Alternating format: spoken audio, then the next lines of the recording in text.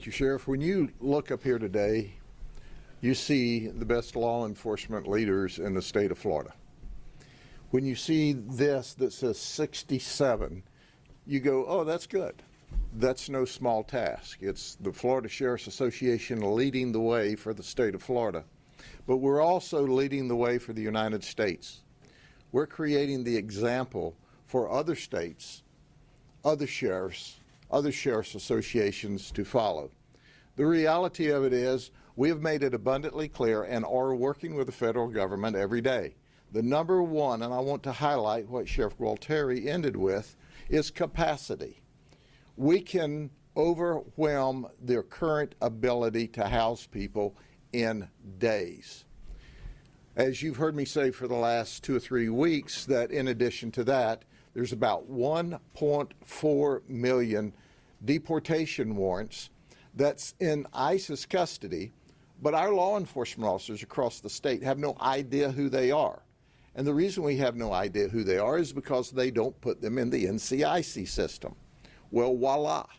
This last Friday, they've put 700,000 of the 1.4 million that we're aware of in our NCIC system. Okay, so I want to frame this for a second. So now we've got 700,000 warrants of deportation.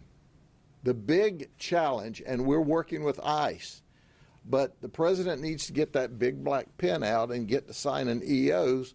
We've got to have capacity, and it's got to come from the federal government. There's a lot of nuances and small rules that ICE has already broken down for us, but there's still a lot more to do. We are working around the clock in order to work the details out so we can ultimately help the president with his mission that, quite frankly, that was provided by the people of the United States who said, we want these illegal aliens who commit crime out of this country, and we want them out now. I applaud Governor DeSantis. In fact, you've seen this before, and you're going to see them right now.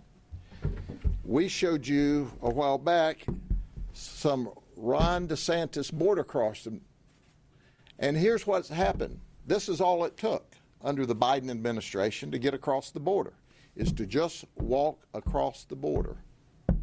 Or you could run across the border. Or you could skip across the border. Well, now they need to turn around and go the other way. If they self-deport, then they won't end up in a jail and a lockup through the system. But it's time to go the other way. And that's important. As we've said before, this is all about what we want you to do and to understand it's southbound and down. It's time to leave the country. You can leave by yourself or you can leave in handcuffs. But we're tired of people such as Sheriff Gualtieri's pointed out here that are in this country illegally raping, robbing, murdering, pillaging, and stealing and have multiple arrests. How did they get to the second arrest? Why weren't they deported after the first one? Because the federal government thinks more of the illegal alien in this country that's victimizing the good people than they thought of the good people. President Trump says it's a new day. Governor DeSantis says it's a new day. Governor DeSantis and our president, Ben Albritton, and our speaker, Danny Perez, says we're going to not only lead the state in keeping the people of the state of Florida safe, but we're going to lead the nation and show them how. With that, any of the sheriffs will take questions from y'all.